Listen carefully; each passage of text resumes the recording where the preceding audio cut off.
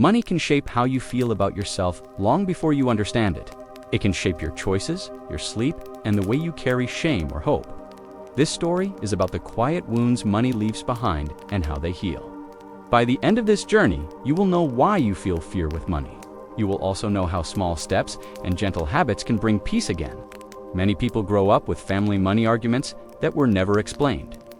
You might remember a slammed door or a whispered talk about bills. Even without words, those moments taught you something about money. They told you money was scary, or money was always missing, or money meant fights. That message stayed with you, even when you became an adult with your own life. This video is about naming that hidden pain and softening it. You will hear how financial trauma forms in everyday homes and moments. You will hear how it affects your sleep, your choices, and your sense of worth. You will also hear about gentle practices that create safety around money. By staying, you give yourself a quiet chance to rest and learn without shame. The first truth you will learn is that financial trauma is real. It is not weakness or laziness when you avoid bills or feel panic at a statement. Your body reacts this way because it remembers past stress tied to money. By the end of this story, you will understand that reaction with compassion. You will see how others carry the same burden and how they begin to heal. The second truth you will learn is that shame is not a solution. Many people think they should scold themselves into better money habits. They believe guilt will keep them on track, but guilt often makes things worse. It creates more fear, more avoidance, and more mistakes in the long run. You will see why kindness toward yourself is the start of real financial change. The third truth you will learn is that family patterns pass forward. What you saw in your parents' or caregivers' money behavior taught you scripts. You might repeat those scripts without knowing, even if they harm you. By the end of this story, you will learn how to notice those scripts with clarity. You will also learn how to rewrite them into kinder, safer patterns. The fourth truth you will learn is that culture and society add pressure. Social media shows wealth and success without showing the hidden debts. Advertisements tell you to buy more while wages stay the same or fall. Comparisons create shame, and shame fuels overspending or isolation. You will see how these forces shape your feelings and how to step outside them. The fifth truth you will learn is that avoidance is natural but costly. Not checking your balance may bring short relief, but builds long stress. By the end of this story, you will learn how to face numbers gently. You will see how even one small step breaks the cycle of fear, and you will understand that courage can be slow and safe. The sixth truth you will learn is that emotional spending is common. People buy to feel comfort, to feel seen, or to feel in control for a moment. You will hear how this creates a cycle of joy followed by guilt. By staying with the story, you will hear how to meet those needs differently. You will learn how to give yourself comfort without the extra weight of regret. The seventh truth you will learn is that debt feels heavier than numbers. Debt often carries shame, silence, and a sense of personal failure. By the end of this video, you will see debt differently. You will see that most debt comes from survival, family, or emergencies, and you will learn how to approach debt as a slow release, not a prison. The eighth truth you will learn is that distrust can freeze progress. After bad experiences, people may feel banks and systems are enemies. This fear can block access to safe tools like savings accounts or credit repair. By the end of this story, you will hear how to rebuild trust slowly. You will learn how to test safe steps that rebuild confidence in money systems. The ninth truth you will learn is that safety can be created with ritual. Calm surroundings, gentle music, and soft routines change how money feels. By the end of this story, you will hear how to design safe money spaces. These spaces tell your body that you are cared for while facing numbers. Safety rituals turn panic moments into moments of calm progress. The 10th truth you will learn is that mindfulness brings freedom. When you spend without thinking, money feels out of control. When you pause and notice, each choice becomes softer and wiser. By staying until the end, you will hear mindful spending in action. You will see how presence creates more joy with less regret. The 11th truth you will learn is that budgeting is not punishment. A budget can be a map for freedom, not a cage of numbers.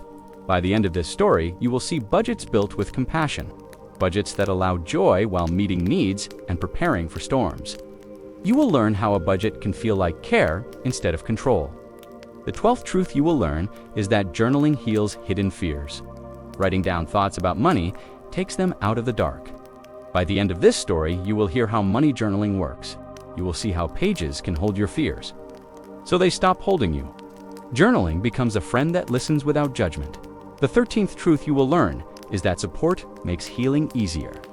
Money shame thrives in silence, but softens when shared with safe people. By the end of this story, you will see how friends, mentors, or groups help. You will also hear about professionals trained to mix money and therapy. Support changes isolation into connection and fear, into understanding. The 14th truth you will learn is that change is slow but real.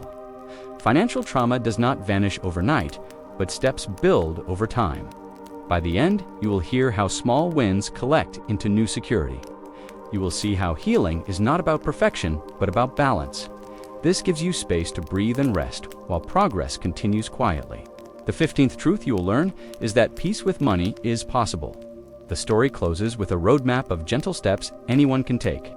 These steps are not harsh or demanding, but kind and steady. By the end, you will see money as a part of life, not a threat. You will see yourself as worthy of peace and safe enough to rest. This hook is more than a promise, it is a path. If you stay, you will learn truths that reshape how you see money. You will see that fear, shame, and avoidance are common and understandable. You will see that healing is slow, possible, and safe. And you will end the story with more peace than you began. But as every story teaches, clarity is not a straight line. The beginning often hides surprises we do not expect. And before we step into healing, we must walk through the fog. That fog begins in childhood, in the small lessons no one explained. And it is there, in the early shadows, where our first chapter begins. When you were small, money was not numbers or accounts. It was voices raised in the kitchen. It was the silence after someone asked if the rent was paid. It was the quick answer that told you not to worry, but the feeling in your stomach said otherwise. Money was not taught, it was felt, and it left marks before you even knew the word budget. Every family had its own rhythm with money, but for many, the rhythm was broken. Some learned that money was scarce and must be hidden like bread in a storm. Others learned that spending brought short relief, even if it meant worry later.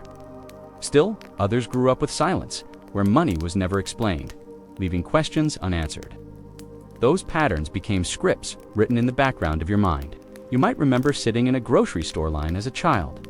The card did not go through, and your parents' face changed. You saw fear flash across their eyes, though they tried to smile. That moment told you something powerful. It told you money was tied to safety, to shame, to whether you could hold your head high in public.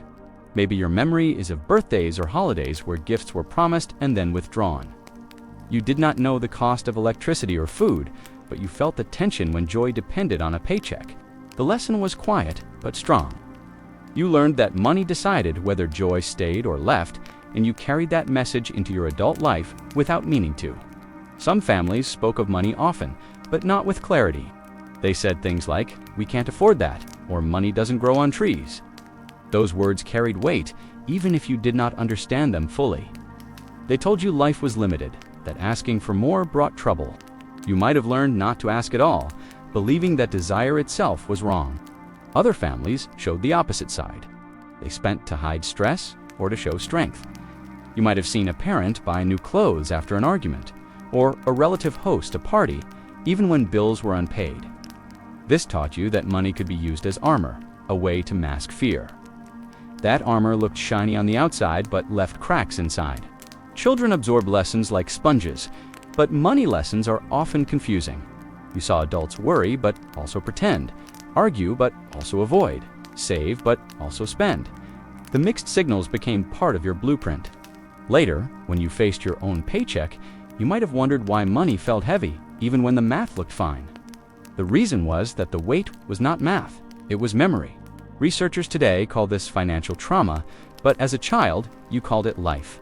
You thought everyone froze when the phone rang during dinner, worried it was a bill collector. You thought everyone hid envelopes in drawers, so no one else would see. You thought everyone held their breath at the end of the month. You thought it was normal, until you met someone who grew up without that fear. The brain holds on to these early lessons. When you hear about bills or bank accounts now, Your body reacts before your mind. Your heart speeds up, your shoulders tense, your breath shortens. It is the same survival response you had as a child watching adults fight over rent. The threat feels real even when you are safe in your own home today. This is the shadow of childhood money wounds. Think about your earliest memory of money. Was it a shiny coin handed to you with a smile? Or was it a sigh as someone counted change at the counter? That moment set the tone for years to come. If the memory was light, you may feel comfort with money. If the memory was heavy, you may still feel that weight even now, decades later.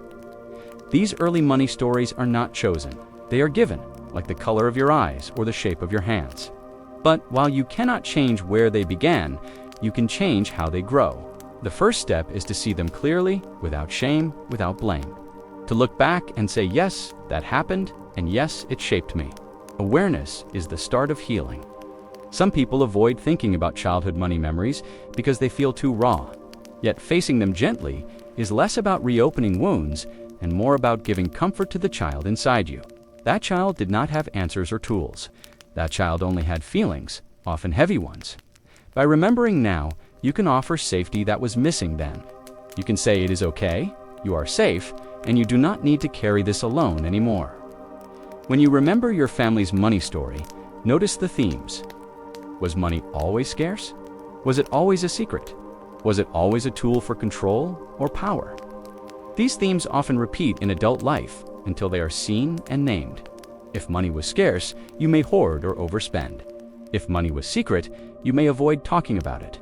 If money was control, you may use it to feel worthy. Every family had reasons for their choices: economic struggles, cultural norms, personal history. Parents often carried their own unhealed money wounds and passed them on. They were not trying to hurt you, they were trying to survive in the ways they knew. In this chapter, you are asked to notice, not to fix, to remember, not to judge. Let the memories rise and fall like soft waves. Notice how your body feels when you think of them. Tight, heavy, restless, maybe even sleepy. Those signals tell you how strong the memory still is. They tell you the wound is real, and like all wounds, it can heal with care. Financial trauma from childhood often shows up in adult life as avoidance. You do not open letters. You do not check balances. You do not ask questions. It also shows up as fear. You fear saying no to spending, fear being judged, fear repeating the past, and it can show up as shame. You believe mistakes mean you are flawed, but the truth is, these patterns are echoes, not destiny. The healing begins when you realize these feelings are not proof of weakness. They are proof of survival. As a child, you learn to adapt to a stressful environment. You learn to be alert, cautious, or silent. Those skills helped you then, but they hurt you now. Healing means honoring how they protected you while slowly replacing them with new, safer habits. Picture a child watching their parent count coins at the table. That child feels worry rise but cannot change anything. As an adult, you are still carrying that child's worry, but now you have power. You can decide how to respond to bills, how to spend, how to save. The worry may still rise, but it no longer has to control you. Without understanding the roots, every solution feels shaky. You can budget, save, or invest, but if fear drives your choices, the cycle continues. By looking at childhood money fog, you clear the ground for stronger growth. You learn not only how to count dollars, but also how to soothe fears. This chapter has given you the first step: awareness of childhood patterns. Awareness that money wounds often begin before you earn your first dollar. Awareness that your feelings make sense, even if the math looks fine. Awareness that you are shaped by history, but not defined by it. This awareness is the light that begins to cut through the fog, but awareness is only the start. To move forward, we must ask what happened when childhood ended. What happened when you earned your first money? When you made your first mistake? When you faced the adult world without the shelter of home? The fog does not lift all at once. It often thickens when responsibility arrives. And that is where the next part of our story takes us. Because the first job, the first paycheck, the first debt, these are the turning points. The wake-up call when money becomes yours to hold, and the lessons of the past meet the weight of the present. The fog of childhood lessons follows you into adulthood. You may not notice at first, but it lingers in the background like a quiet hum. Then the moment comes when you earn your first paycheck. The paper or the digital deposit carries a strange mix of pride and fear. For some, the first paycheck feels like freedom. You see numbers that are fully yours for the first time. The thought comes quickly, what can I buy? Maybe new clothes, maybe food that feels special, maybe a gift for someone you love. That paycheck does not arrive in a clean world.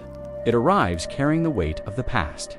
If you learned money was scarce, you may hold it tightly, afraid to spend. If you learned money was a mask, you may spend quickly to feel strong.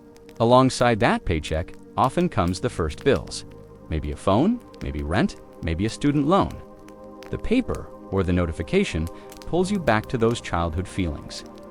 You remember the envelope hidden in a drawer or the sound of a parent sighing. Now the envelope is in your name. The sigh is your own. At this stage, many people make choices without knowing why. Some spend until nothing is left because they crave relief. Some save every cent and still feel unsafe because no amount feels enough. Some ignore bills hoping they disappear, repeating the old pattern of avoidance. These choices are not random. They are echoes of the scripts learned long before. The first debt often appears during this stage. A credit card offered at a store, a loan needed for school, a small balance carried forward because money was short. At first, it feels harmless. The number is small, the payment is manageable, the consequences are not visible, but the feeling is strong. The debt carries the same shame that once filled the room when a bill went unpaid. Debt becomes a teacher, but the lessons are harsh. One missed payment brings late fees. Interest grows quietly, turning small numbers into large ones. You learn how quickly money can slip out of your control. The identity of adulthood grows tangled with these early financial steps. You want to feel independent, but money makes you feel small. You want to show progress, but bills remind you of struggle. You want to feel secure, but the numbers rarely match that hope. Shame speaks in a voice that sounds like your own. It says, you should have known better. It says others are doing fine, and you are not. It says money is proof of worth, and you are lacking. This voice grows loud at night when the room is quiet. Comparison adds another layer. You look at friends, coworkers, or people online. Their lives appear brighter, smoother, richer. You do not see their credit card statements or their late-night fears. You only see the outside. This stage of life is often where financial trauma becomes clearer. The patterns from childhood meet the responsibilities of adulthood, and the tension grows. You want control, but your nervous system still reacts as if money is danger. You want clarity, but fear makes you avoid the very tools that could help. The result is confusion, exhaustion, and the quiet belief that you are broken. But you are not broken. You are responding in ways your body was trained to respond. The stress response was learned to protect you. The avoidance, the spending, the silence, all made sense once. They make less sense now, but they are still habits of survival. Naming them helps soften them. Saying this is a reaction, not a flaw, gives space for healing. One of the hardest lessons in this stage is that numbers alone do not heal. You may earn more and still feel poor. You may pay down debt and still feel unsafe. You may save for months and still feel the urge to spend everything in one day. The wake-up begins when you notice the cycle. You see yourself repeat what you once watched as a child.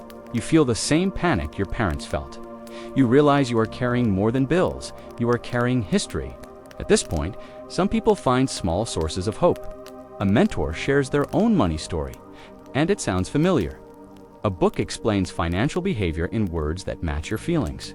A friend admits they too feel shame when facing debt. These small moments open cracks in the wall of silence. They show that you are not strange or weak.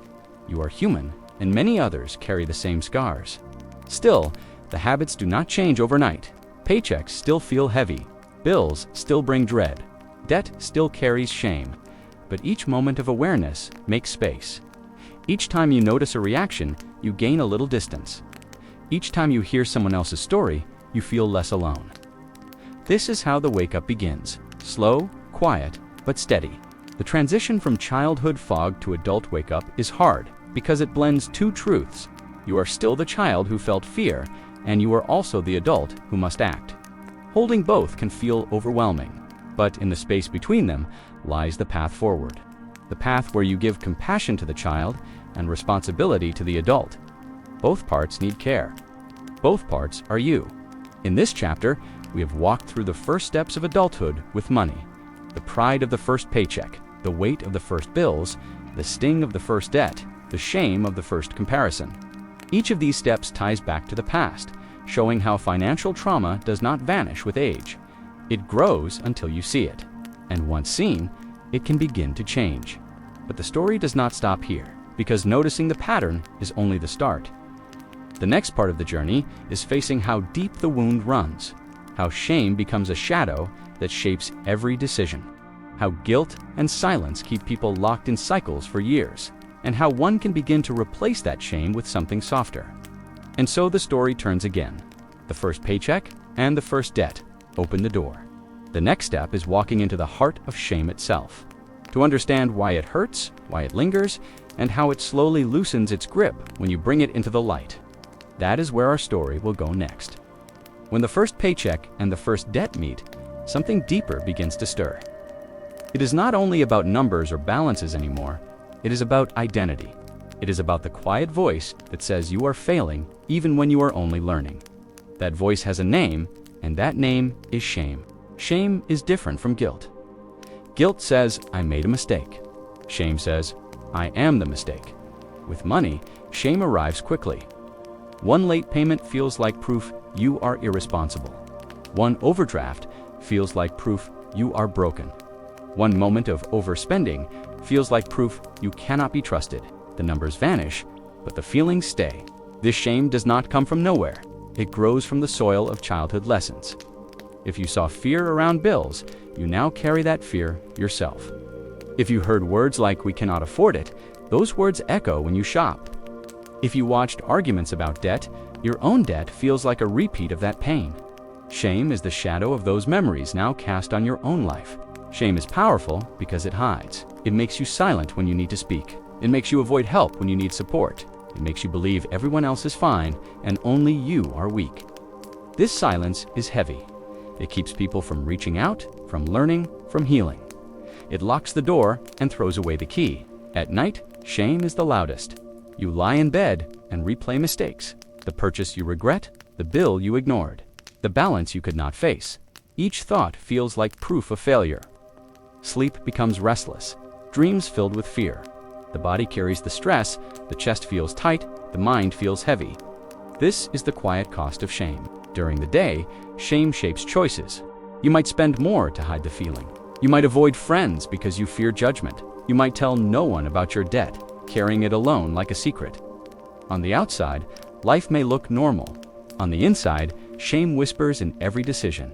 It colors how you see yourself, not only with money, but in all parts of life. Some people try to fight shame with discipline. They cut every expense, set harsh rules, punish themselves for mistakes. For a moment, it feels like control. But control built on shame does not last. The first slip brings the voice back stronger. You failed again. You will never change. The cycle continues, leaving you more tired and more hopeless. Others try to hide from shame by ignoring money altogether. They do not check balances. They do not open bills. They let calls go unanswered. The silence feels safer than facing the truth. But silence lets problems grow. Small debts become large. Missed payments turn into years of struggle. The cost of avoidance grows higher than the cost of facing reality. The truth is that shame thrives in the dark. It grows when it is hidden. It shrinks when it is named. Saying, I feel shame about money is not weakness. It is strength. It opens the door for compassion, for understanding, for change. Shame cannot live long in the light of honesty. But honesty takes courage, and courage takes time. When you share your shame with someone safe, it begins to soften. A friend who admits they have also struggled. A mentor who shares their own mistakes. A professional who listens without judgment. These moments remind you that you are not strange. You are human. Money has hurt many, and healing is possible for all. Compassion is the opposite of shame. Where shame says you are the problem, compassion says you are worthy even in struggle. Compassion does not erase mistakes, but it changes how you see them. A missed payment becomes a lesson, not a label. A debt becomes a challenge, not a curse. Compassion allows growth, where shame only allowed pain. Healing from shame does not happen in one step. It happens slowly through small shifts, writing down feelings in a journal, speaking honestly with a friend, allowing yourself to rest after facing money tasks. Each small act of kindness to yourself weakens shame's hold. Each moment of honesty makes the shadow less dark. Shame often hides behind comparison. You see others who look successful and feel smaller, but appearances are not the truth. Many who seem confident carry their own money wounds. Some hide debt behind luxury, some hide fear behind confidence. When you compare yourself to others, you compare your inside to their outside. That is never fair. When you begin to release shame, you start to see yourself differently. You see that your worth is not your balance. You see that mistakes are part of learning. You see that healing is slow but real. You see that money is not the measure of your humanity. This shift is gentle, but it changes everything. In this chapter, we named shame, the shadow that follows many into adulthood. We saw how it grows from childhood wounds, how it shapes choices, how it keeps silence alive. We saw how compassion and honesty begin to loosen its grip. We saw that shame is not the truth, only a shadow, and shadows fade when light is given. But naming shame is only one part of the journey. The next step is facing the behaviors shame creates, the unopened envelopes, the avoided bank apps, the bills pushed aside. This pattern is called avoidance, and it is common when fear is high. To heal further, we must step gently into avoidance and see why it happens and how to face it without fear. And so the story continues. Shame has been named its shadow scene. Now we turn to the silence it creates, the unopened doors of avoidance. That is where our journey will lead next. It is the choice not to look, not to open, not to face what feels unbearable. Avoidance begins softly, like pushing one bill aside to deal with later. But later never feels safer, and the pile grows. This is how avoidance takes root, not from laziness, but from fear. With money, this freeze looks like stacks of unopened mail or bank apps left untouched. It looks like ignoring calls or deleting reminders. On the surface, it seems like nothing is happening. Inside, the nervous system is trying to protect you from overwhelm. You see it every day, but you cannot bring yourself to tear it open. Your heart races when you glance at it. You tell yourself you will look tomorrow when you feel stronger. Tomorrow comes, but the fear stays. Days turn into weeks, and the envelope becomes a symbol of dread. Not opening the envelope means not facing bad news. Not checking the account means not feeling the panic of a low balance. Not answering the phone means not hearing a demand you cannot meet. For a moment, it feels like safety. But avoidance only delays the pain, and over time, the pain grows larger. It is a survival pattern. The child who once could not control money learned to hide from it. As an adult, the body repeats the same habit. Avoidance is not proof that you are irresponsible. It is proof that you are carrying memories of danger, and your mind is trying to protect you. Late fees appear on bills that were left unopened. Accounts fall deeper into debt while you look away. The stress of not knowing becomes heavier than the stress of knowing. Sleep grows restless, days feel tight, and even small tasks become mountains. Avoidance starts as relief, but ends as burden. It begins with gentleness. One envelope at a time, one small step, one moment of courage. Lighting a candle before opening a bill. Taking a deep breath before logging into your account. Asking a trusted friend to sit with you while you look. Small rituals soften the fear and make space for action. Creating safety is part of healing financial trauma. This might mean making your environment calm before dealing with money. It might mean setting a timer for only 5 minutes so the task feels possible. It might mean celebrating even the smallest step, like opening an envelope, even if you do nothing else that day. Writing down your fear before you look at a bill makes the fear less sharp. Sharing with someone you trust that you are behind and scared to face it lifts the isolation. Each honest moment pulls you out of the freeze and back into movement. Some leave accounts in the dark until they are closed. Some never ask questions about retirement or credit because they fear what they will hear. These choices are not rare. They are part of how trauma hides itself in daily life. Imagine speaking to a younger version of you who is afraid. You would not scold that child for being scared. You would sit beside them, hold their hand, and say it is okay to look together. In the same way, you can sit with yourself now, breathe, and face the envelope without judgment. You prove to your nervous system that opening a bill does not destroy you. You prove that facing the truth, while hard, is survivable. Each new memory begins to replace the old ones, layer by layer. Fear of repeating family mistakes, fear of never being enough, fear of being judged if anyone knew the truth. These fears fuel silence, but silence feeds the fears. When you bring them into light, they shrink. You learn that mistakes can be corrected, that worth is not measured by debt, that others carry struggles too. It means healing is ongoing. Each time you face avoidance, you strengthen your capacity. Each time you take one more step, the shadow grows thinner. The path is not straight, but each movement forward matters. Automatic payments for bills remove the dread of missing deadlines. Breaking tasks into smaller pieces, open read, respond makes the process less overwhelming. These tools support the nervous system and make facing money safer. Avoidance can also be eased by connection. Talking with a financial counselor, therapist, or supportive friend gives structure. Someone sitting with you while you look at your account makes the task less lonely. Hearing another voice say, "You are okay," softens the panic.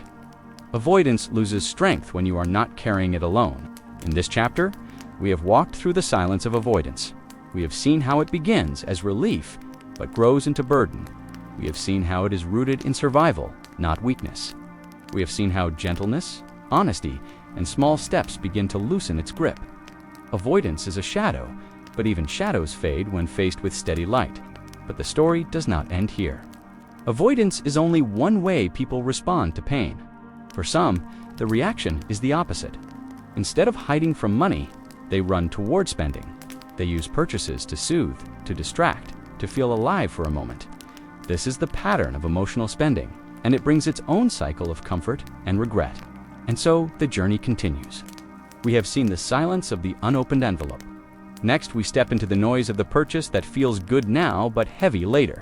The story of how money becomes a balm for wounds, and how that balm fades too quickly. That is where we will go in the next chapter. When avoidance loses its grip, another pattern often appears. Instead of hiding from money, people turn to it for comfort. They spend not for need, but for relief. The act of buying becomes a way to calm the storm inside. Emotional spending begins quietly, but its cycle is powerful and familiar. Picture the end of a long day filled with stress. Work is heavy, bills are waiting, and your mind feels tight. You open your phone, scroll through an online store, and place something in the cart. For a moment, your chest feels lighter. The click to buy becomes a small breath of control. It feels like you gave yourself a gift of peace. Emotional spending is not about greed. It is about soothing feelings that feel too strong. Loneliness, stress, sadness, boredom. Each purchase offers a brief escape. The new shirt feels like confidence. The meal ordered in feels like reward. The gadget feels like progress. For a short while, the feelings lift and you feel safe again. But the relief fades quickly. The package arrives and the joy lasts minutes, not days. The meal is eaten and the guilt arrives before the plate is cleared. The card balance grows and the weight returns heavier than before. The same cycle that began with comfort ends with regret. Emotional spending promises care but leaves shame. This pattern is easy to judge, but judgment misses the truth. Emotional spending is another way of coping with pain. It is the same survival instinct that fuels avoidance, but in the opposite direction. One hides from money, the other runs toward it. Both are ways the body tries to manage feelings too big to hold. The brain rewards spending with a rush of chemicals.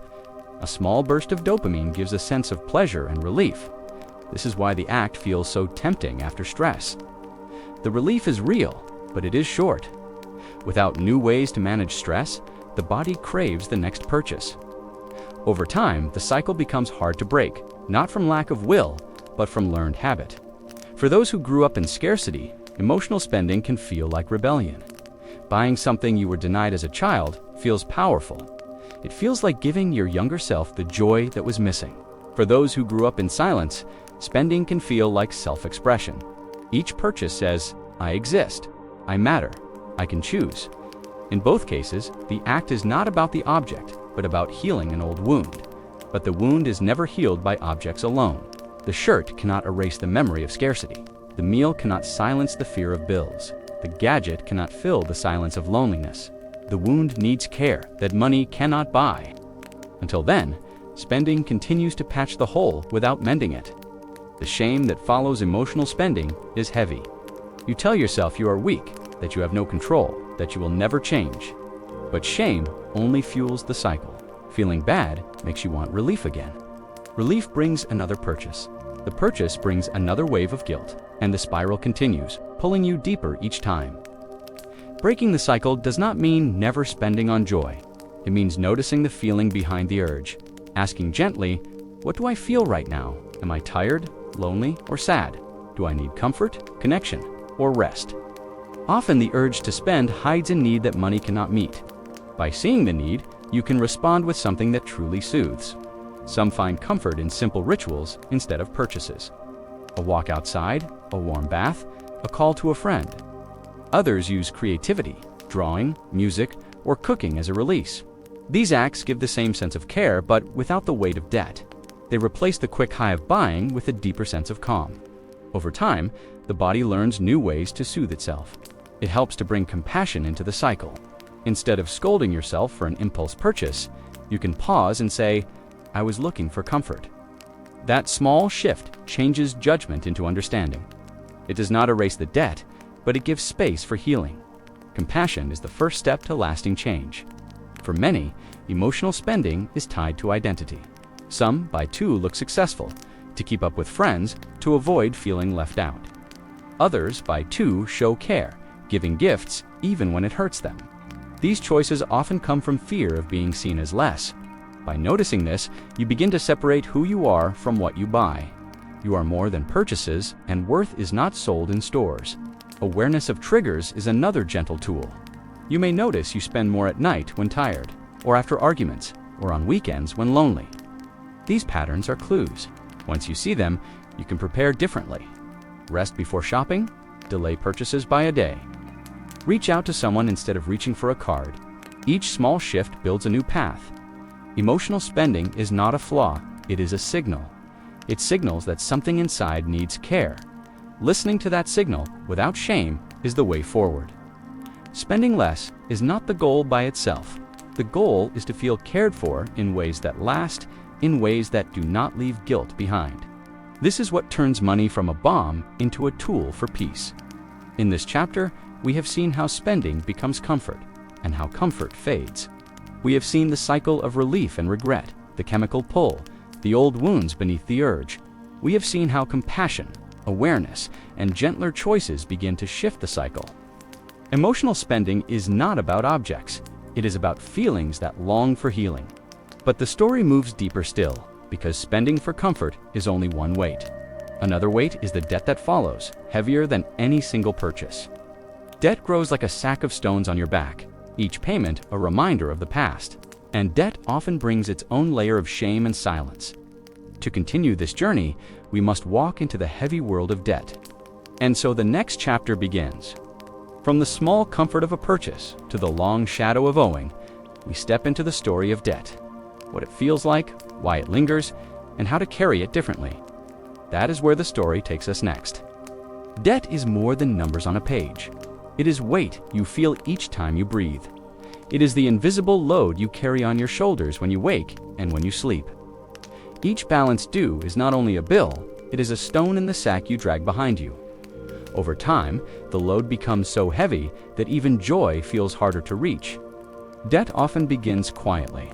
A student loan signed with hope for the future. A credit card used when the paycheck was short. A medical bill that arrived without warning. Each piece feels small in the moment, but debt is not still. It grows with interest, it grows with time, and it grows with the silence of not speaking about it. What was once a small stone becomes a boulder. For many people, debt brings shame. It feels like a personal failure, even when it came from survival. You borrowed to pay rent, to buy groceries, to get through an emergency. Yet, the voice of shame says you should have known better. It says you are less because you owe. It says the balance defines you. That voice makes the debt heavier than it already is. The burden of debt shapes daily life. You say no to gatherings because you fear spending more. You say no to dreams because you cannot imagine affording them. You avoid looking at statements because the numbers make your chest tighten. Even when you are not paying, you are carrying. Debt becomes not just financial, but emotional, a shadow across your days. Carrying debt is exhausting because it repeats the old wounds of childhood. If you saw your parents argue over bills, your own bills feel like reliving their fights. If you saw envelopes hidden away, you now hide your own. The cycle repeats, not because you are careless, but because trauma often loops itself. Debt feels like proof that you are trapped in the same story. But the truth is that debt is common. Almost everyone owes at some point in their life. Student loans, credit cards, mortgages, car payments, debt is woven into the way society works. Yet, because it is tied to shame, few speak of it. Silence makes it seem like only you are struggling, when in truth, many are carrying loads that look just like yours. Debt can create a freeze, the same way avoidance does. You do not want to look because the number feels too big. You do not want to act because no payment feels enough. You live with the constant hum of dread, and each new charge adds more pressure. It feels endless, like a tunnel without a light. That hopelessness is what makes debt such a heavy trauma. But even in the tunnel, there are small lights. The first is awareness that debt does not define you. You are not the number on the page. You are not the sum of your balances. You are human, carrying experiences that brought you here. When you hold that truth, the load feels a little lighter. You begin to see that debt is a situation, not an identity. Another light is the shift in perspective. Instead of seeing payments as punishment, you can see them as small acts of release. Each dollar cent is one stone taken out of the sack. Even if the sack still feels heavy, it is lighter than before. This gentle reframe does not erase the debt, but changes how you feel about it.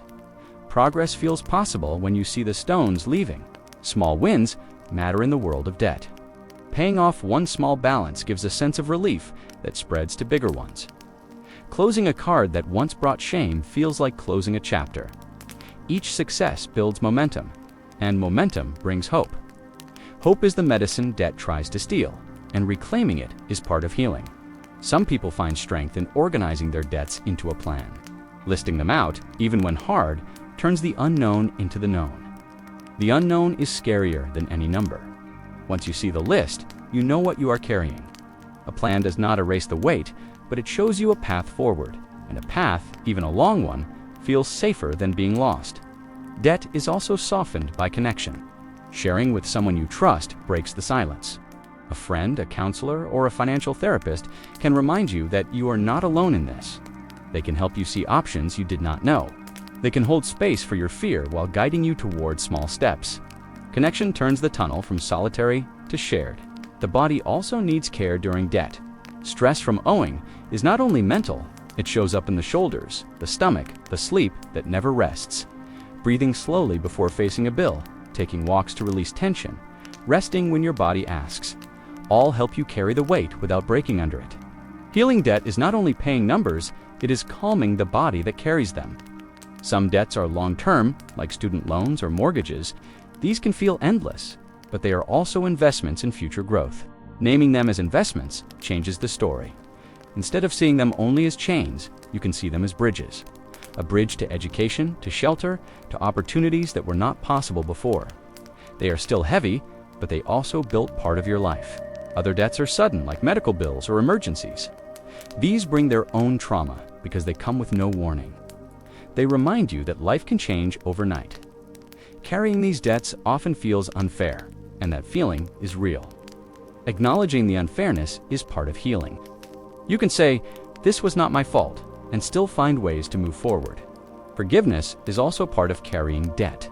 Forgiving yourself for past choices, even if they added weight. Forgiving your younger self for not knowing what you know now. Forgiveness does not erase the debt, but it releases the shame. And when shame is released, you find the energy to keep moving. Without forgiveness, shame keeps the load heavier than it needs to be. Debt, like all trauma, can change the way you see your future. It can make you feel like dreams are out of reach. It can make you settle for less, fearing you will never get free. But your story is not written only by what you owe. Each payment, each step, each act of care is part of writing a new chapter. The future can hold peace even if the path is slow. In this chapter, we have walked through the weight of debt. We have seen how it grows, how it ties to shame, how it shapes daily life. We have also seen how awareness, reframing small wins, connection, and forgiveness make the load lighter. Debt is not only numbers, it is a story of pain, but also of resilience and survival. But the story goes further still, because behind debt lies something deeper. When you owe, when you pay, when you borrow again, you face systems larger than yourself. Many carry not only debt, but also distrust. Distrust in banks, in institutions, in the very structures meant to hold money safe. To move forward, we must step into that space. And so the next chapter calls, "From the heavy load of debt to the fragile bridge of trust, we continue the journey." Can trust be rebuilt once it has been broken? Can safety be found in systems that once caused harm? That is where our story leads next. Debt leaves marks not only on your balance, but also on your trust. Trust in yourself, trust in banks, trust in the wider system that promises to protect but often disappoints. When money feels like a source of pain, your heart grows cautious. You may keep cash hidden instead of depositing it. You may avoid investing because you fear being tricked. You may question if safety exists anywhere at all. This distrust makes sense. Many people have lived through moments that broke their confidence. Parents who lost a home during a recession, friends whose savings vanished after a scam, communities that faced unfair lending, where loans were denied or offered with harsh terms. These memories live not only in stories but in bodies. They create a belief that money systems cannot be trusted. When distrust takes hold, it shapes how you move through life. You might avoid banks, keeping money at home, even when it is less safe. You might fear using credit, even when it can help build security.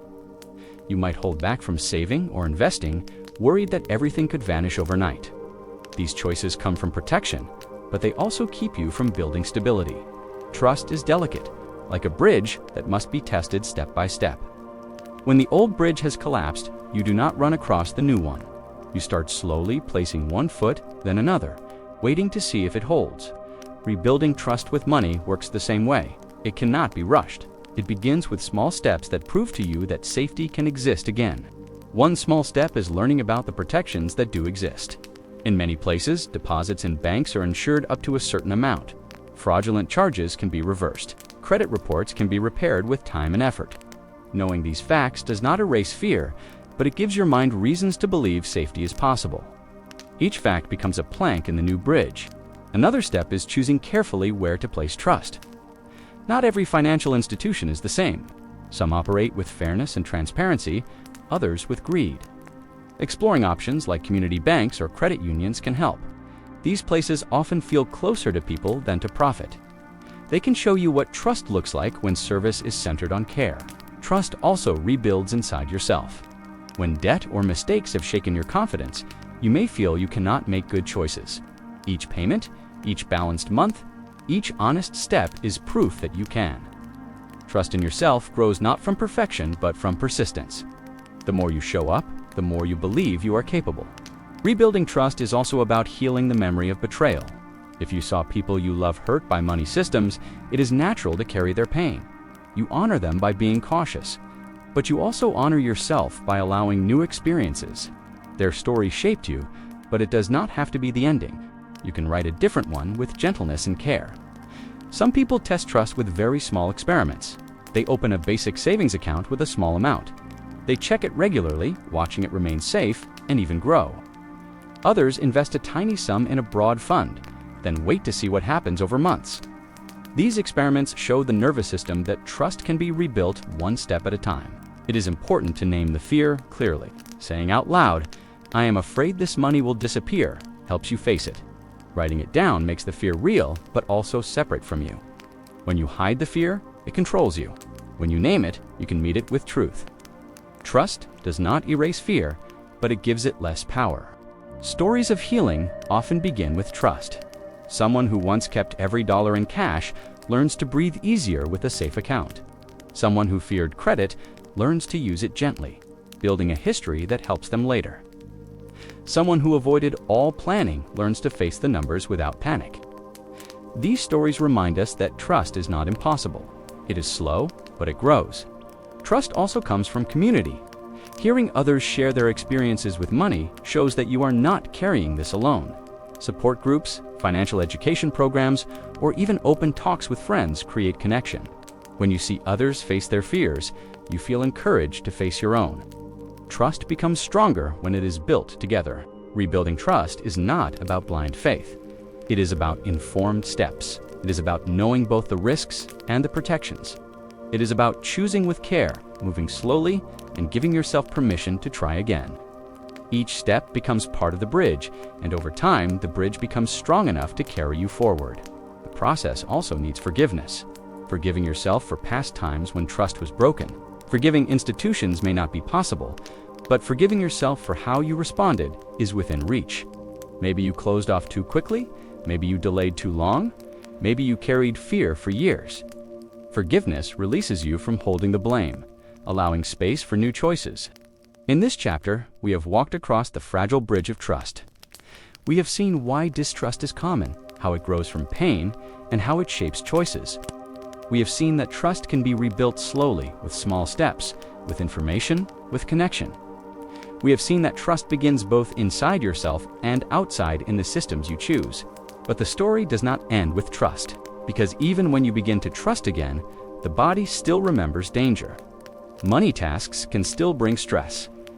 To move forward, you need practices that create safety in the moment, safe spaces and rituals that calm your nervous system before you face the numbers. Without them, trust wavers. With them, peace becomes possible. And so we continue. From the fragile bridge of trust, we now step into the gentle world of safety.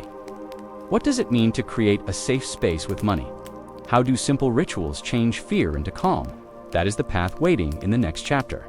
Trust is the first bridge, but crossing it still feels shaky when your body remembers fear. Even when you know the bank is safe, even when you know the plan is sound, your heart may still race at the sight of numbers. This is why emotional safety matters. It is the foundation that calms your nervous system so you can handle money without panic. Safety is not only about numbers, it is about how your body feels when you face them. Many people try to budget or pay bills while tense and restless. They force themselves through tasks with clenched jaws and racing thoughts. This only reinforces the belief that money is danger. Emotional safety offers another way. Creating safety begins with environment. The space around you sends signals to your body. A cluttered desk, harsh light, or loud sounds increase stress. A quiet corner, soft light, and gentle surroundings ease tension. Lighting a candle, playing calming music, or wrapping yourself in a blanket can change how your body responds. The task is the same, but the feeling is different. Safety also begins with timing. Trying to face money when you are already tired or rushed makes everything harder. Choosing a calm time of day gives your body more strength. For some, mornings feel lighter. For others, evenings with quiet are best. Listening to your rhythm helps you meet money with more peace. Breathing is another tool of safety. Before opening a bill or logging into an account, pause. Take slow breaths, counting as you inhale and exhale. This tells your nervous system you are not in danger. Your heart rate slows, your muscles soften, your mind clears. The numbers on the screen are the same, but you are steadier in meeting them. Small rituals anchor safety. Making a cup of tea before starting, writing down an affirmation, or saying aloud, "I am safe, I am capable." These actions may seem small, but they remind your body and mind that money does not have to bring panic. Rituals signal consistency and comfort. Over time, they train your nervous system to link money with calm instead of fear. Safety can also come from breaking tasks into smaller steps. Instead of facing all bills at once, start with one. Instead of creating a full budget in one sitting, start with listing income. Each small step feels possible, and each success builds confidence. The nervous system responds better to small wins than to overwhelming demands. Compassion is essential in this process. If you feel panic rise, do not scold yourself. Pause, breathe, and remind yourself that this is a learned response, not a flaw. Say gently, "My body is remembering old fear, but I am safe now." This shifts the feeling from judgment to care. Some people find visual aids create safety. Using colors, symbols, or drawings instead of only numbers can soften the process. A chart that feels welcoming or a journal with gentle notes makes money tasks less intimidating. Turning numbers into pictures or stories changes how your brain reacts. The task becomes familiar instead of threatening. Safety is also supported by rhythm. Setting a regular time each week to look at money creates predictability. The nervous system relaxes when it knows what to expect. Instead of sudden demands, you have a routine. A weekly money ritual turns chaos into order. Over time, this rhythm feels grounding, like a steady drumbeat guiding you forward. When safety is present, the body begins to trust itself again. You feel calmer when facing bills, clearer when planning, and lighter when finishing tasks. The panic that once held you back weakens.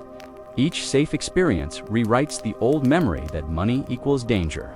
It creates a new memory that money can be met with peace. It is important to notice how safety feels in your body. Do you feel your shoulders drop? Do you feel your breath deepen? Do you feel your stomach unclench? These are signs that your nervous system is calm. Paying attention to them helps you recognize progress. Safety is not only in the mind, it is in the body, and the body shows you when it arrives. Safety also helps you see mistakes differently. Without safety, a mistake feels like proof of failure. With safety, a mistake feels like a learning step. You can say, "I overspent this week, but I can adjust next time." This gentle frame prevents shame from returning. Safety creates space for growth instead of punishment. Some people create shared safety with others. A friend or partner can join in a weekly ritual. Sitting together, supporting each other, and sharing progress reduces fear. It also deepens trust in the relationship. Money no longer feels like a lonely battle. Safety grows stronger when it is built in connection. Safety can be disrupted, and that is normal. Some days the old fear returns stronger. Some moments feel overwhelming despite your rituals. This does not mean you have failed. It means healing is ongoing. Each time you return to your safety tools, you strengthen them. Each return builds resilience, and resilience makes future challenges easier. Over time, emotional safety changes your entire relationship with money. It no longer feels like a monster waiting in the dark. It feels like a task you can meet with steady breath. It feels like part of life instead of a source of panic. The change is not sudden, but it is real, and it grows each time you practice. In this chapter, we have seen how safety can be created with environment, timing, breathing, rituals, compassion, visual aids, rhythm, and connection. We have seen that safety is not only external, but also internal, felt in the body and mind. We have seen that safety allows mistakes without shame and creates resilience against fear. But the journey does not stop with safety. Once you feel calmer in the present, another layer emerges. It is the layer of choice, the way you spend. Spending becomes mindful, not automatic. It becomes intentional, not driven by fear or impulse. Safety opens the door to this next step, where money becomes a reflection of what matters to you. And so we continue. From creating safe spaces and rituals, we now move into mindful spending. How do you choose with care? How do you align money with your values? How do you feel joy without guilt? These are the questions waiting in the next chapter. Safety creates space for a new kind of choice. When your body feels calm, you can decide with clarity instead of fear. The panic that once drove you to spend or avoid begins to soften. In this calm, mindful spending becomes possible. It is the practice of noticing before acting, pausing before buying, and choosing with gentle awareness. Mindful spending does not mean denying joy. It means looking closely at why you want to spend, means asking what feeling you are chasing and whether the purchase will bring it. It is slowing down long enough to notice if the choice reflects your values. This way, every dollar carries intention instead of regret. Imagine standing in a store, holding something you want. Without mindfulness, the hand moves fast. You buy because you are tired, stressed, or restless. With mindfulness, you pause. You take a breath and ask, do I need this? Do I want this for comfort or for meaning? That pause is the heart of mindful spending. Sometimes the pause reveals that the purchase matters. A book that inspires you, a meal with friends, a gift that expresses care. Choosing these with intention feels light, not heavy. Other times, the pause reveals that the purchase is a distraction, a quick fix for loneliness, boredom, or stress. Choosing not to buy in that moment protects your peace. Mindful spending grows with practice. At first, the pause feels strange. You may forget and buy quickly, noticing regret later. But each time you remember to pause, the habit strengthens. Each time you connect your choice to your values, the feeling of control grows. Mindfulness turns spending from reaction into reflection. One gentle tool is the 24 rule. When you feel a strong urge to buy, wait one day before deciding. The waiting breaks the cycle of impulse. If the desire is still there the next day and it fits your budget, you can choose with more confidence. If the desire fades, you have saved yourself the guilt that would have followed. Mindfulness also means connecting money to what you value most. If family is important, spending on shared meals feels right. If creativity is important, investing in art supplies feels aligned. If health is important, choosing nourishing food feels supportive. Mindful spending is not about restriction, it is about aligning money with meaning. Tracking spending can also support mindfulness. Writing down each expense, not with judgment, but with curiosity, reveals patterns. You may see that you spend more when lonely, or that small purchases add up without notice. Awareness gives you choice. Once you see the pattern, you can adjust with care instead of guilt. Mindfulness changes the story of joy. Instead of buying many small things that bring fleeting comfort, you can choose fewer things that bring lasting satisfaction. A trip, a class, a memory with loved ones. These bring deeper joy because they match your values. You feel grateful, not regretful, when you look back at the money spent. It is important to bring compassion into mindful spending. There will still be times when you buy for comfort. Instead of scolding yourself, you can say, "I was seeking care." That gentle response keeps shame away. It allows you to learn from the moment without falling back into the old cycle of guilt. Compassion makes mindfulness sustainable. Mindful spending also shifts how you see advertising and social pressure. Instead of reacting to what others show or say, you ask if it fits your values. The new phone, the latest trend, the pressure to keep up. When you pause, you may see that these do not bring true joy. They bring only comparison. Mindfulness frees you from the endless race of wanting more. When you spend mindfully, your relationship with money feels lighter. You no longer fear that every choice will bring regret. You no longer feel trapped by impulse. You begin to trust yourself to use money as a tool, not a trap. This trust grows with each intentional choice, and it brings a quiet confidence to your daily life. Mindful spending also creates gratitude. When you choose with intention, you notice the value in what you buy. You enjoy it more fully because it matches your heart. A simple meal becomes meaningful when it is shared with love. A simple object becomes special when it supports your growth. Gratitude deepens joy, and joy reduces the need for more. The practice of mindfulness with money connects deeply to peace. It is not about perfection. It is not about always making the right choice. It is about slowing down, noticing, and choosing gently. Each mindful choice creates a small ripple. Over time, those ripples become a new pattern of living with money in harmony. In this chapter, we have seen how mindful spending grows from safety. We have seen the power of pausing, the 24-hour rule, connecting choices to values, tracking with curiosity, and responding with compassion. We have seen how mindfulness changes joy, comparison, and trust in yourself. Mindfulness turns money into a reflection of who you are, not who you fear you are not. But the journey does not stop here, because mindful spending leads naturally into mindful planning. Once you learn to spend with intention, the next step is to create a budget that reflects the same care. A budget not as punishment, but as a gentle map. A map that guides your money toward peace and balance while still leaving room for joy. And so the story continues. From mindful spending, we now step into the gentle art of budgeting. Not a strict diet for your dollars, but a plan for your well-being. A plan that holds both safety and freedom. That is where our next chapter will take us. After learning how to spend with mindfulness, the next step feels natural. It is the step of planning, of giving your money a soft direction instead of letting it scatter. Many fear this word budget because it has been used as a tool of restriction. But a gentle budget is not a cage. It is a map that helps you move toward peace while leaving space for joy. Budgets often fail when they are built on punishment. They tell you no more coffee, no more fun, no more mistakes. These rules might hold for a short while, but soon they feel like chains. You rebel, the plan breaks, and the shame returns. A gentle budget takes a different approach. It asks what matters to you, and it makes room for those things while still meeting your needs.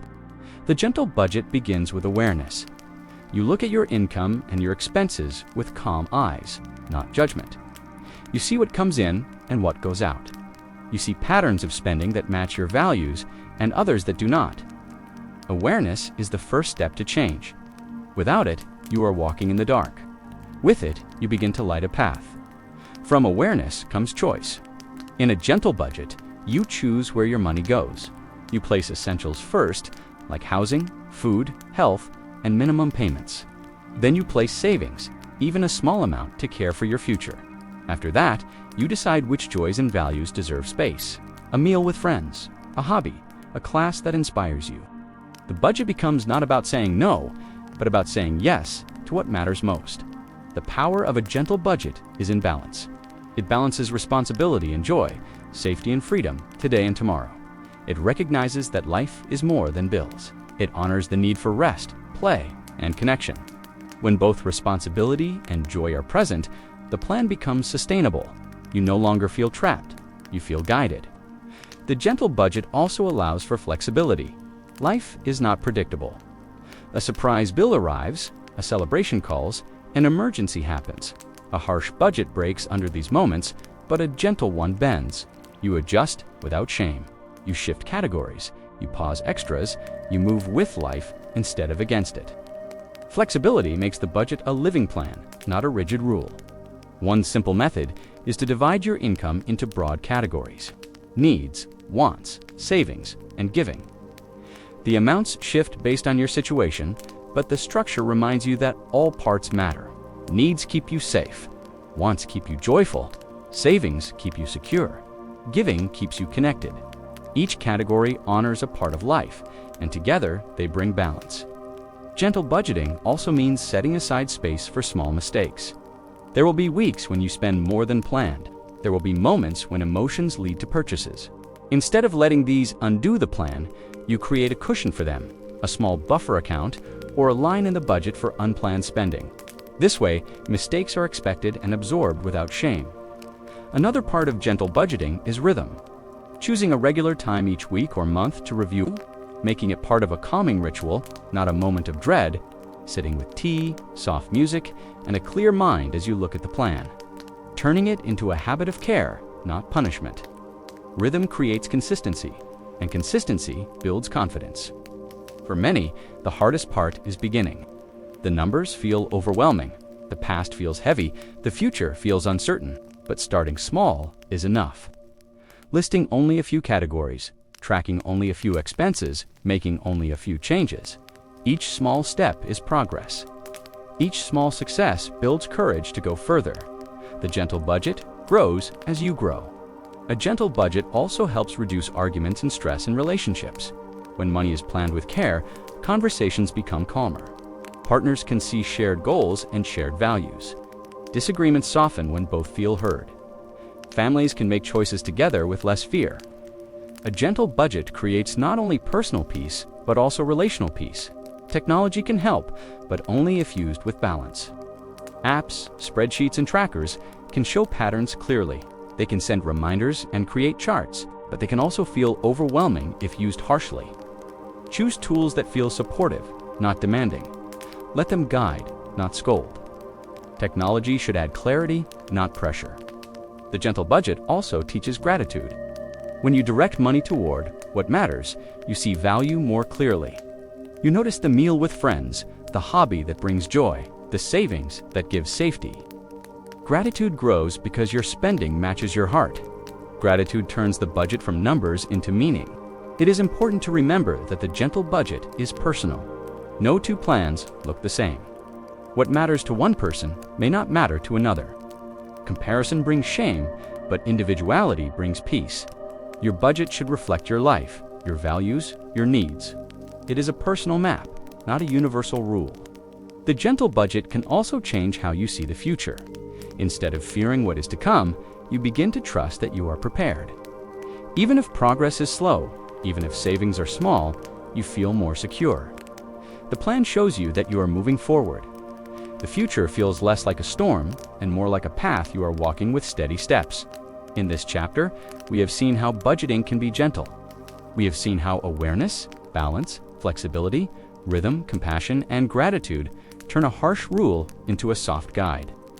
We have seen how budgeting can hold both responsibility and joy, both safety and freedom. A gentle budget becomes not a punishment, but a form of care.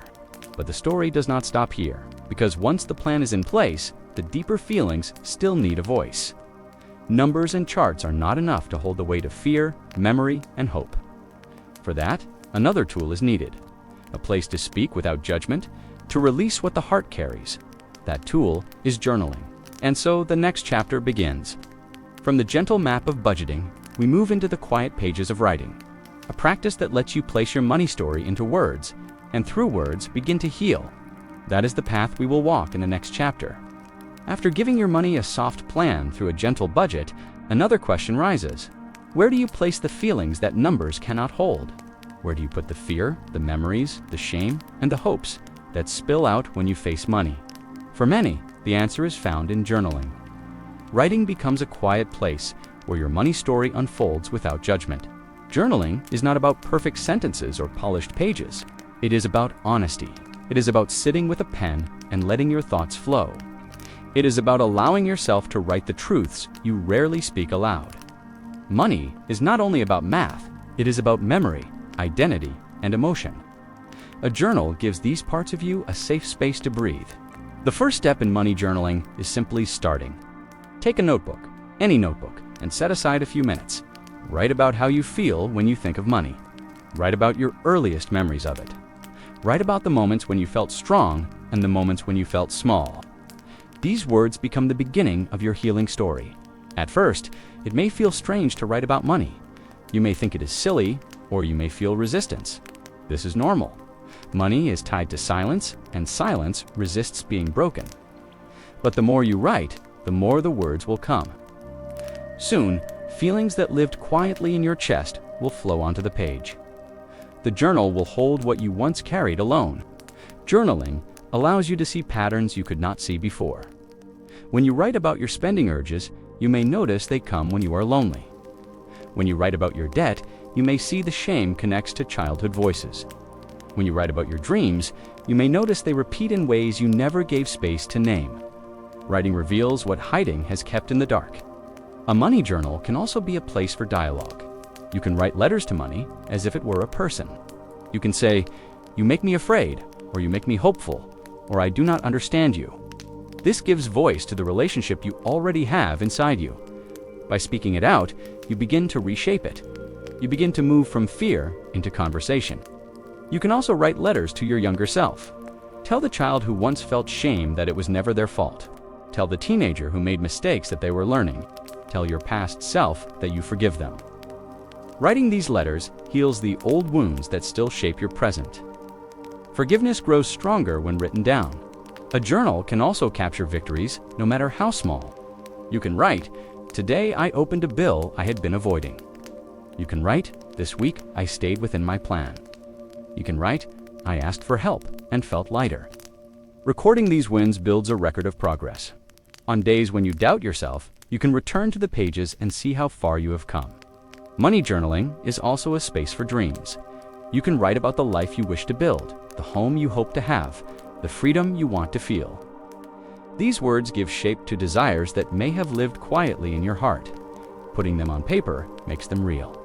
It reminds you that you are allowed to want and that your wants matter. Some people fear writing because they do not want others to see. To create safety, you can keep your journal private, in a safe place. It is yours alone. Knowing that no one else will read it allows honesty to flow. This privacy is part of what makes journaling healing. It is a space without judgment or shame. The practice does not need to be long. Even 5 minutes can bring release. Even a few sentences can shift your mood. What matters is consistency. Returning to the journal again and again builds a safe container for your emotions. Over time, your journal becomes a trusted friend, always ready to listen, always holding your truth. Writing also slows the mind. Thoughts that swirl in circles become ordered on the page. Feelings that seemed endless find edges. Problems that felt too big become clearer. The act of writing itself calms the nervous system. The hand moving across the page grounds you in the present. Journaling is not only reflection, it is also regulation. Money journaling can take many forms. Some write daily reflections. Some answer prompts like, "What money lesson do I carry from childhood?" Others list 3 things they feel grateful for with money that day. Some free write whatever comes. There is no right way. The right way is the one that helps you feel safe and seen. Over time, a money journal becomes a mirror. It shows you how you have changed. Early entries may be filled with fear and shame. Later entries may show growth and hope. This reflection encourages you. It reminds you that healing is possible, even if slow. The journal becomes a witness to your journey, holding proof of your resilience. Journaling can also prepare you for conversations. By writing your feelings first, you clarify them. When you speak with a partner, a friend, or a counselor, your words flow more clearly. Writing reduces the fear of speaking. It gives you practice in honesty, making it easier to share aloud. The page becomes rehearsal for connection. In this chapter, we have seen journaling as a gentle tool for healing, a place to release fear, to forgive, to notice patterns, to celebrate wins, and to dream. A private space where silence breaks and truth finds words. A steady practice that calms the body, clears the mind, and softens the heart. Journaling turns money from a silent weight into a written story. But healing is not meant to stay only on the page. At some point, connection becomes part of the journey. Speaking with others, finding support, and sharing your story creates deeper healing. Silence is heavy when carried alone, but lighter when carried together. The next chapter explores how connection and support bring new strength, and so the story continues. From the quiet pages of a journal, we now step into the shared circle of community. How does opening up change the journey? How do safe conversations bring relief?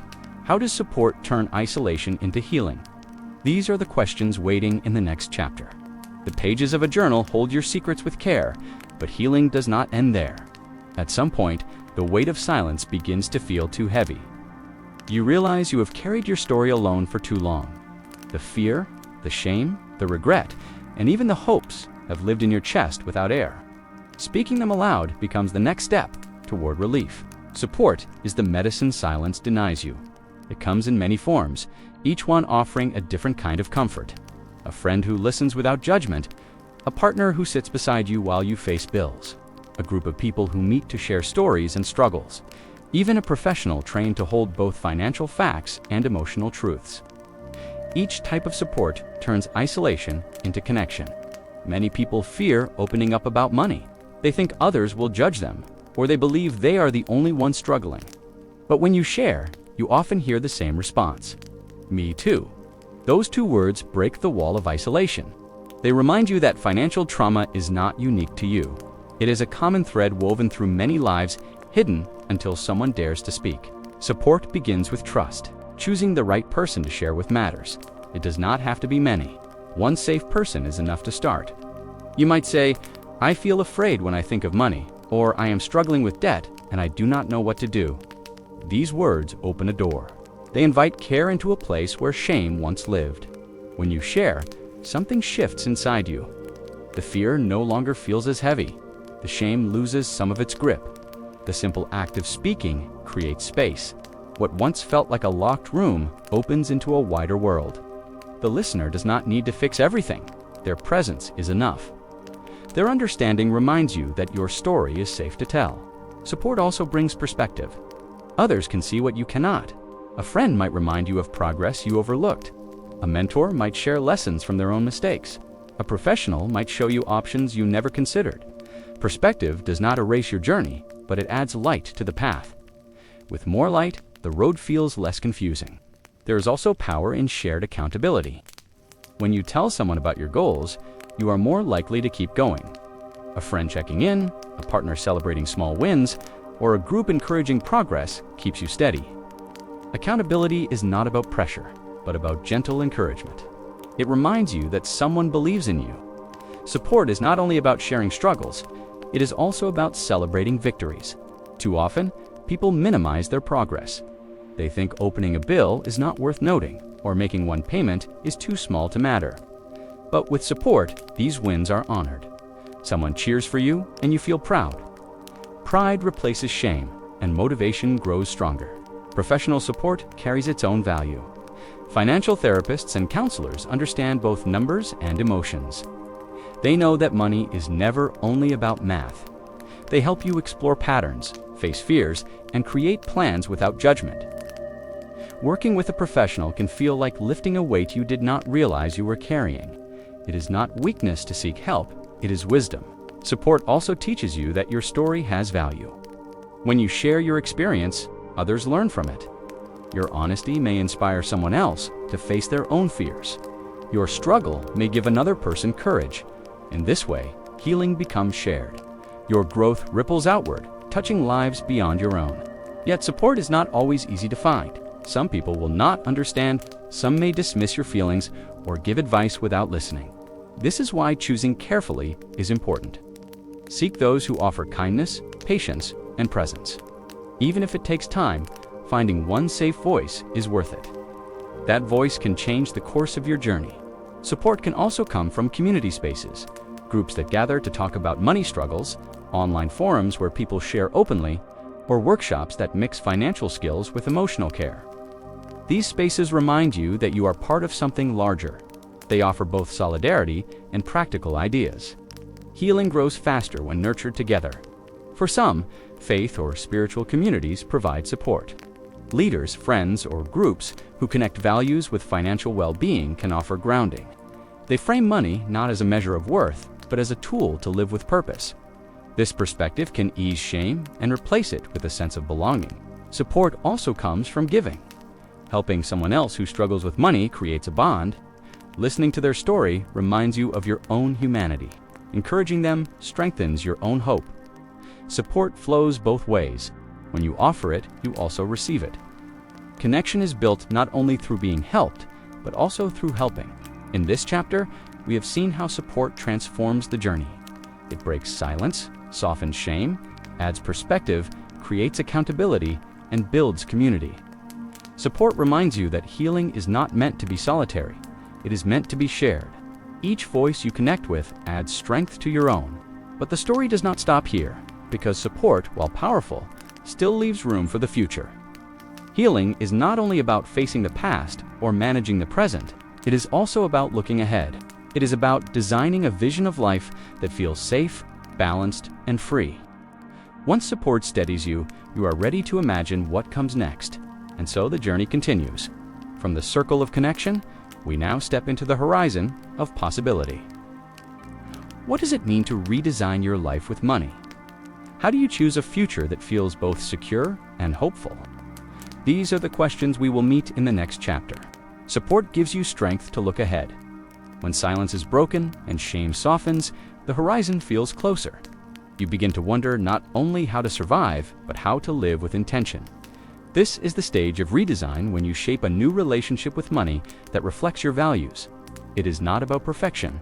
It is about creating a life that feels safe enough and meaningful enough to carry you forward. Redesign begins with vision. You pause and ask, what do I want my days to feel like? Not what others expect, not what comparison demands, but what your heart longs for. Maybe you want stability in housing. Maybe you want freedom to travel. Maybe you want time for rest or space for creativity. Redesign means bringing these wishes into your money story. Vision becomes clearer when written down. A page in your journal can hold your dreams. You can write, I want to feel calm when I pay bills. You can write, I want to save for a home filled with warmth. You can write, I want to give to others without fear. These simple words begin to outline the new design. They are seeds for a future that reflects your true self. Redesign also means revisiting priorities. In survival mode, choices are often reactive. You spend because of fear or urgency. With healing, you gain space to choose differently. You ask, does this align with my values? If family connection matters most, you may direct more money toward shared experiences. If learning matters, you may invest in education. Redesign is aligning money with meaning. This process is not about large leaps, but about steady adjustments. Each small shift in spending or saving reflects the new design. Choosing to cook at home so you can save for a trip. Choosing to set aside a small emergency fund for peace of mind. Choosing to pay down debt consistently, not to punish yourself but to feel lighter. These choices add up, shaping the path of your life. Redesign also means creating rituals for the future. Weekly reviews of your budget with calm music. Monthly reflections on what worked and what felt hard. seasonal goals that connect to your values. These rituals turn the abstract into routine. They keep the design alive, reminding you that your relationship with money is ongoing and evolving. Support continues to play a role here. Sharing your vision with a friend or partner adds accountability and encouragement. Speaking your goals aloud makes them real. Others can celebrate your progress and remind you of your values when you forget. Redesign is deeply personal, but it grows stronger when witnessed by others. Redesign is also about flexibility. Dreams change as life changes. The budget you make today will shift tomorrow. Allowing yourself to adjust without shame is part of the design. A flexible plan bends with life instead of breaking. Flexibility honors both your needs and your humanity. It keeps your design alive, even through challenges. An important part of redesign is defining what wealth means to you. Society often says wealth is large numbers or flashy objects. But in redesign, wealth can mean something different. Wealth can mean safety, rest, choices, or freedom. It can mean having enough to support your values. Naming your own definition of wealth frees you from comparison. It allows you to build a life that is truly yours. This new definition changes how you measure progress. Instead of asking, "Do I have as much as others?" you ask, "Does this feel aligned with my values?" Progress may be small in numbers, but large in meaning.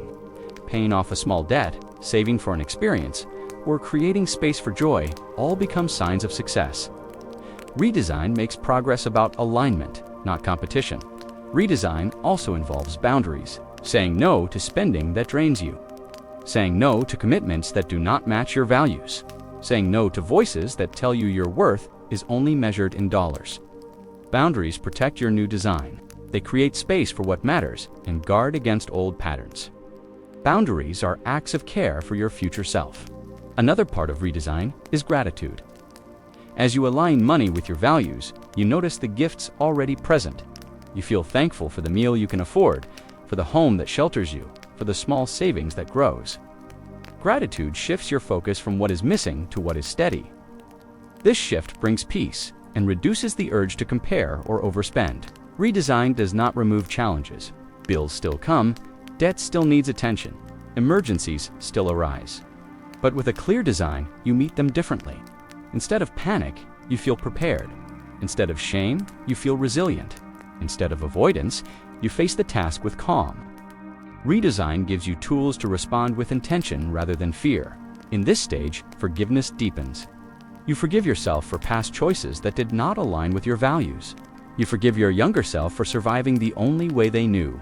You forgive yourself 4 times you strayed from your plan. Forgiveness clears space for growth. Without it, shame lingers and slows the redesign. With it, you move forward freely. Redesign is also about hope. Hope that your story with money can change. Hope that peace is possible even if numbers are not perfect. Hope that small steps create real progress. This hope is not naive.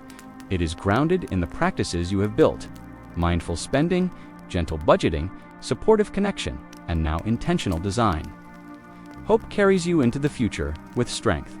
In this chapter, we have seen how redesign brings vision, priorities, rituals, flexibility, definitions, boundaries, gratitude, forgiveness, and hope. We have seen how support continues to shape the journey and how alignment with values makes money meaningful. Redesign is not about chasing wealth as others define it. It is about building a life that feels safe and true. But the journey is not yet complete. Redesign creates the plan, but living it requires ongoing care. To keep moving forward, you need small practices that ground you day by day. These practices turn design into reality, thought into habit, vision into lived experience. The next chapter explores these daily rituals, the simple actions that hold your financial healing steady, and so we continue. From redesigning your money story, we now step into the daily habits that sustain it. What rituals help you stay balanced? What small acts keep fear away? How can routine become a form of healing? These are the questions waiting in the next chapter. Redesigning your money story creates a vision of peace and balance. But a vision alone cannot carry you through the weeks and months ahead. To keep the design alive, you need gentle practices that repeat. These practices are called rituals. They are small, steady actions that remind you of your values, calm your body, and keep your relationship with money safe. Rituals are powerful because they bring rhythm. Instead of money being a storm that arrives without warning, rituals make it a part of your routine. When you know what to expect, fear softens. Your body learns that money moments can be calm. Each ritual builds a memory of safety, replacing the old memory of panic. A simple ritual is setting a weekly money check-in. Choose a calm time, perhaps a quiet evening or a soft morning. Light a candle, make tea, and sit with your budget or your journal. This time becomes sacred. It is not rushed, not harsh. It is a gentle meeting with yourself, a way of saying, I care about my future enough to give it my attention. Another ritual is writing down gratitude connected to money. Each week, note 1 or 2 things your money allowed you to do. A meal with friends, a bill paid, a small amount saved. Gratitude reframes the story. It shows you that money is not only a source of fear, it is also a source of care, connection, and possibility. Gratitude builds hope. Rituals can also be daily. Each morning you might whisper an affirmation, like I am safe, I am learning, I am growing with money. Each night you might reflect on one mindful choice you made that day. These tiny moments, repeated often, shape your mindset. They turn healing from theory into practice. They create consistency in the face of uncertainty. Another helpful ritual is preparing your space before facing financial tasks, clearing clutter, softening the light, and setting an atmosphere of calm. This tells your nervous system that the moment is safe. Over time, the space itself becomes a signal. When you sit there, your body remembers peace. The task becomes linked with comfort, not dread. Some rituals involve sharing with others, a monthly check-in with a partner where you both review goals gently, a small celebration with a friend when you reach a milestone, a group meeting where stories are shared and support is offered. These rituals create accountability and connection. They remind you that healing is not solitary, it is shared. Rituals can also be seasonal. At the start of each season, you might review your vision. You might write new goals or release old ones that no longer fit. You might reflect on what values matter most right now. Seasons bring natural change, and linking your money rituals to them helps you flow with life. It adds rhythm to growth. Not every ritual must involve numbers. Some are about calming the body before numbers arrive. Deep breathing, meditation, stretching, or even a short walk before facing money tasks. These actions prepare your nervous system. They give you the strength to meet numbers with clarity. The ritual of care comes before the ritual of math. Rituals are not rigid. They are flexible, adjusting with your needs. Some weeks you may spend longer in your check-in, some weeks shorter. Some days you may write many journal pages, some days only a line. Flexibility keeps rituals alive. They bend instead of break, meeting you where you are.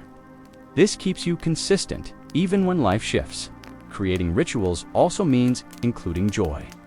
A gentle budget should always hold space for small pleasures, and rituals should too. Celebrating progress, even with something simple, reinforces positive memories. Buying yourself flowers after paying off a debt, cooking a favorite meal after sticking to your plan. Rituals of joy balance the work with lightness. Over time, rituals change your relationship with money at a deep level.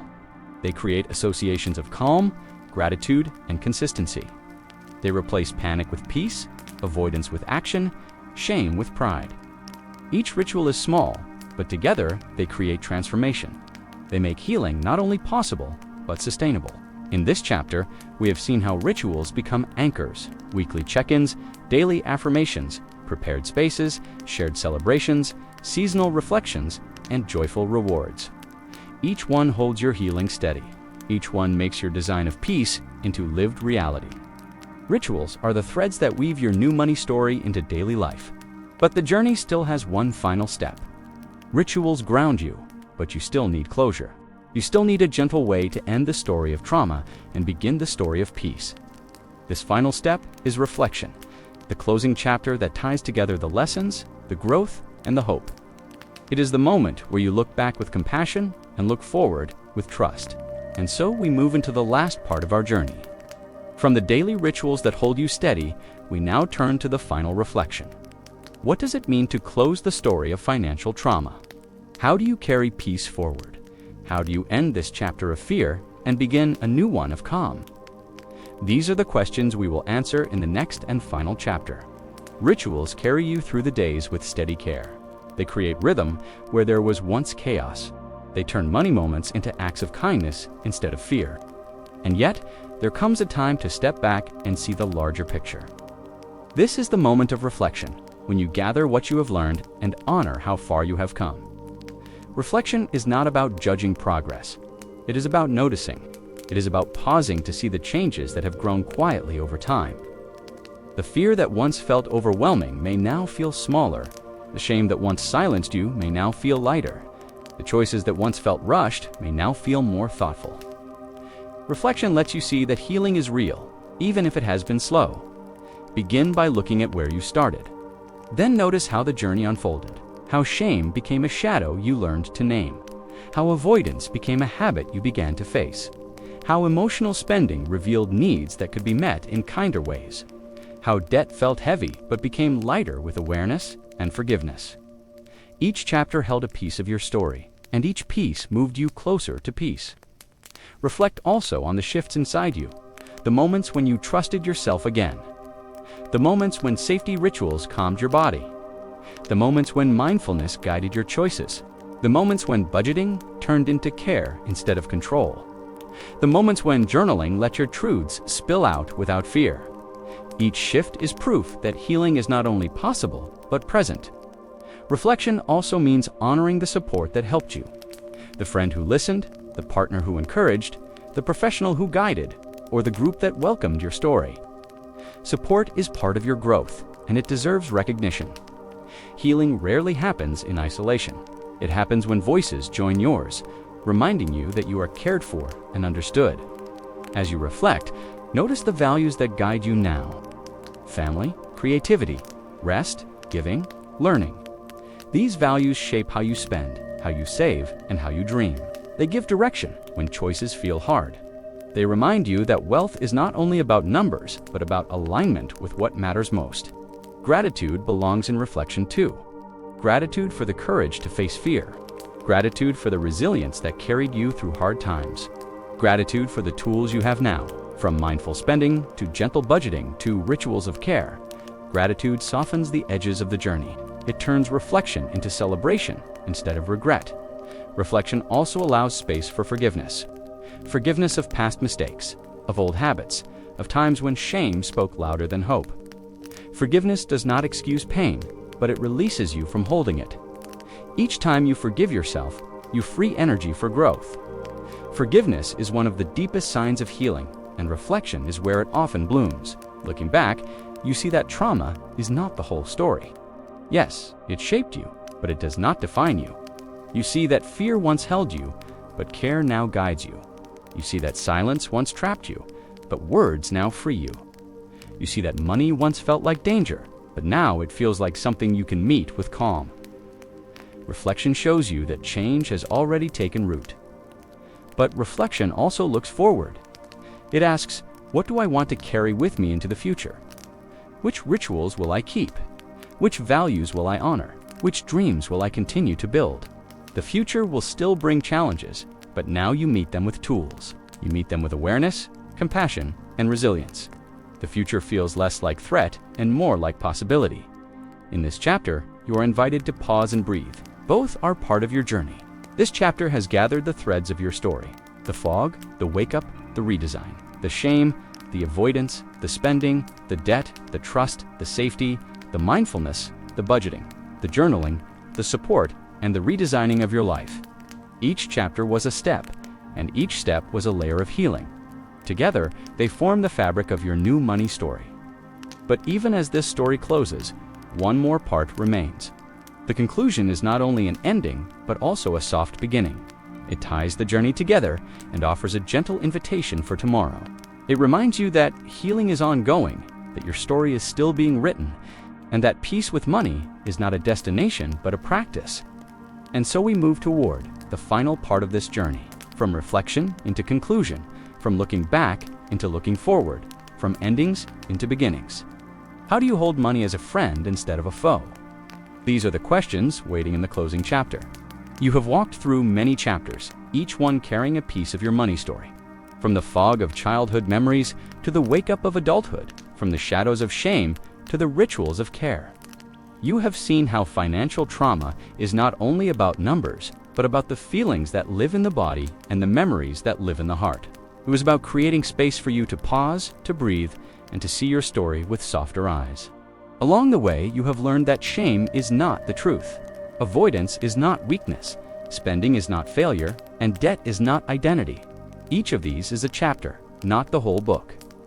You have seen how safety can be built through rituals, how mindfulness can bring intention to spending, how a budget can be a form of care. These are not theories, but tools, small, gentle practices that create peace step by step. You have also seen that wealth is not only about money itself. Wealth can mean safety, time, freedom, rest, or the ability to choose what matters most. Redesigning your money story means defining wealth on your own terms. It means honoring your values and shaping a life that feels aligned with them. From the fog to the redesign, from trauma to healing, from silence to expression. The journey is long, but you are already on it. Each step has mattered. Each page in your journal, each breath before opening a bill, each mindful choice has brought you closer to peace. Now, as the story softens, it is time to rest. Let your body feel the calm you have created. The fears and memories do not need to control your nights anymore. They are part of your story, but they are not the whole of it. Tonight, you can forgive yourself for what you did not know. You can forgive your younger self who carried fear without tools to handle it. You can forgive the moments when shame spoke louder than hope. Forgiveness does not erase the past, but it eases its hold. It gives you room to rest and to grow. Another chance to add to your budget with care. Another chance to write in your journal, to ask for support, to celebrate small wins. Healing is not about speed. It is about showing up day by day in small and steady ways. The story you carry with money is still being written. It does not end with trauma. It does not end with shame. It continues with growth, with compassion, with hope. Each time you meet money with care, you are writing a new chapter. Each time you breathe through fear, you are proving to yourself that peace is possible. So tonight, allow yourself to rest. You have done enough. You have learned, reflected, and cared for your story. You do not need to solve everything in one night. You are allowed to let go and drift into sleep, trusting that your healing will continue. Trusting that tomorrow you will wake with a little more peace than before. Because you are still learning, you are still worthy, and you are still writing your story. Let your dreams tonight be filled with the quiet truth that money does not have to be fear. It can be safety. It can be balance. It can be a gentle part of your life. The storm is not forever. The calm is already here. Tonight, maybe you can stop proving and simply rest. Because your story is not finished, and you are enough as you are. Tomorrow will bring its own chances, its own steps, its own quiet victories. And tomorrow, you will remember that your story with money is still unfolding, and you are allowed to write it gently.